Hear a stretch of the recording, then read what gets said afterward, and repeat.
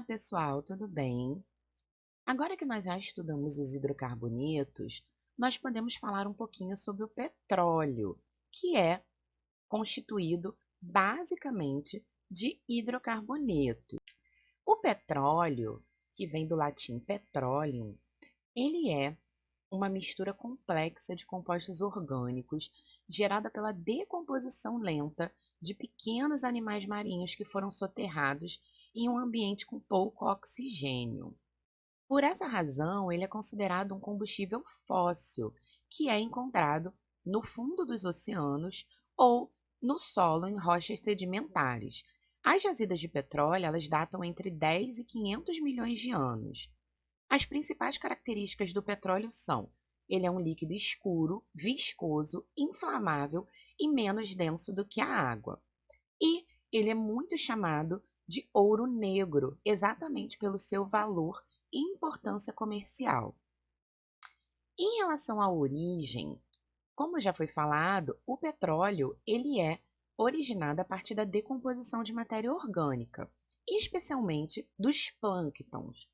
Em um ambiente que tem baixo teor de oxigênio, são as bactérias que realizam a atividade de decomposição.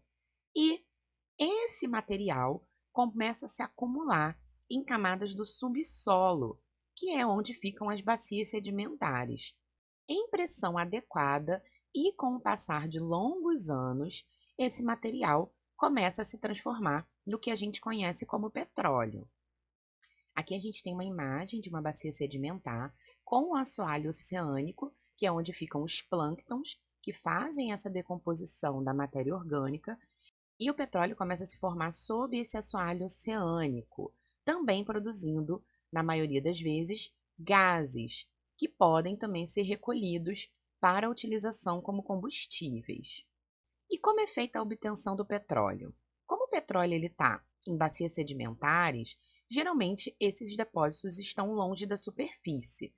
Então, o processo de extração tem três etapas básicas: a prospecção, que é a localização desses depósitos, e a análise do subsolo da região para ver a viabilidade da perfuração, a perfuração, onde os depósitos são marcados, perfurados, para que a gente tenha a análise da viabilidade econômica da extração, porque dependendo das condições do depósito, pode ser inviável economicamente a extração neste ponto, e a própria extração, que quando a gente está falando de uma bacia localizada na água, utiliza-se bombas em plataformas e navios.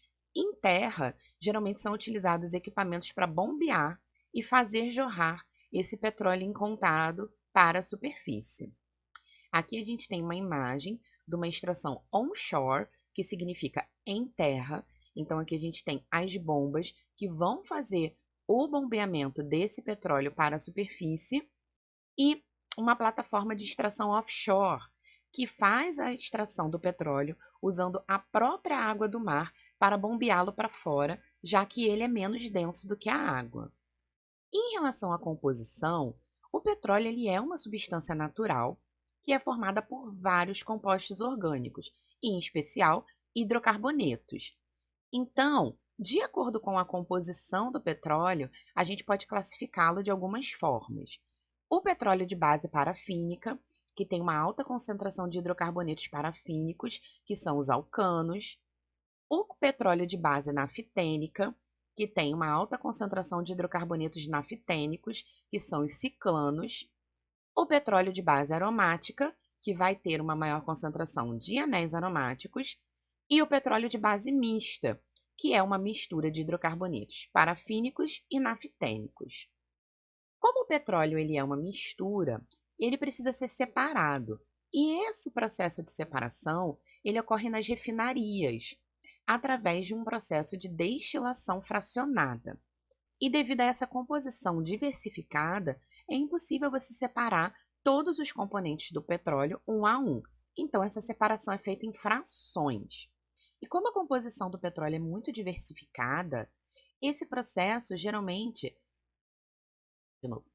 E como a composição do petróleo é muito diversificada, é impossível separar todos os componentes um a um. Então, geralmente, esse processo de separação é feito em frações. A destilação fracionada, ela é um processo de separação de misturas, onde a gente separa misturas compostas predominantemente por líquidos. Então, o petróleo é submetido a um aquecimento e as frações são separadas numa torre de fracionamento de acordo com o ponto de ebulição de cada fração. Aqui a gente tem uma imagem com alguns exemplos de frações do petróleo. Aqui a gente tem uma imagem com alguns exemplos de frações do petróleo. A quantidade de frações que são obtidas depende de cada refinaria. Então, aqui a gente tem até 4 carbonos, o gás, entre 4 e 8 carbonos, a nafta, aproximadamente também entre 4 e 8 carbonos, a gasolina, o querosene, que varia entre 10 a 12 átomos de carbono, o gasóleo ou diesel, que tem em média 16 átomos de carbono, óleo lubrificante com aproximadamente 36, o gasóleo pesado com 44 e os resíduos com aproximadamente 80 átomos de carbono.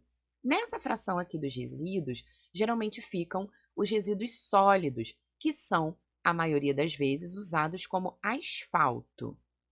Então, aqui a gente tem uma tabelinha com mais algumas informações sobre as frações do petróleo. Então, os gases com menor quantidade de carbono, eles vão gerar o gás combustível e o gás envasado, que seria o nosso gás de cozinha.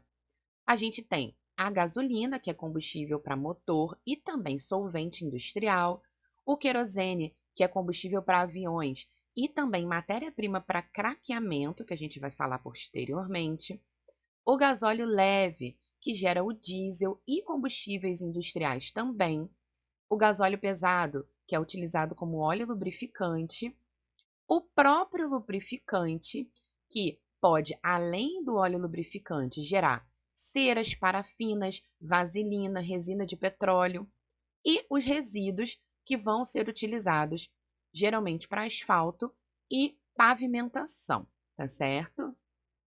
O craqueamento do petróleo, ele é um processo químico que vai pegar as frações do petróleo que têm cadeias carbônicas maiores e transformá-las em cadeias carbônicas menores. Essa palavra craqueamento, ela vem do inglês crack, que significa quebrar. E qual é o objetivo do craqueamento?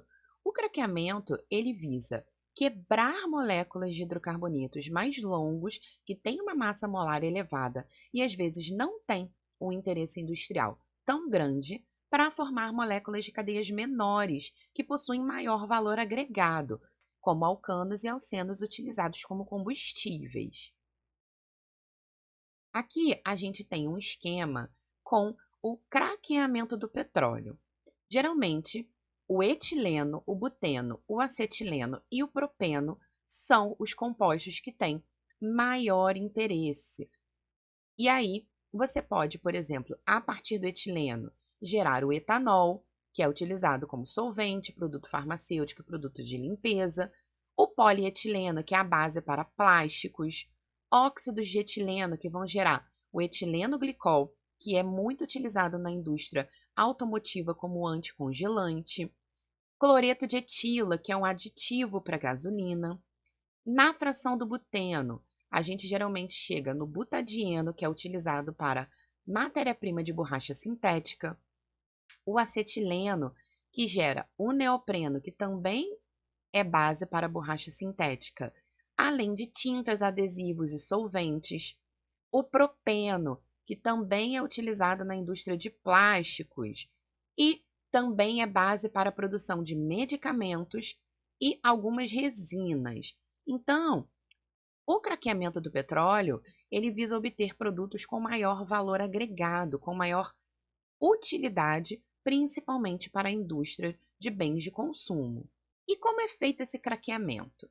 A fração do querosene, por exemplo, apesar dele ser utilizado como combustível, ele pode ser quebrado para transformá-lo em gasolina e outras moléculas menores. Então, o querosene, que possui 12 átomos de carbono, ele pode sofrer esse processo de craqueamento e gerar 1 mol de gasolina e 2 mols de eteno, que também pode ser utilizado na indústria de produção de plásticos. Então, compensa você fazer o craqueamento da fração do querosene para obter produtos com maior valor agregado.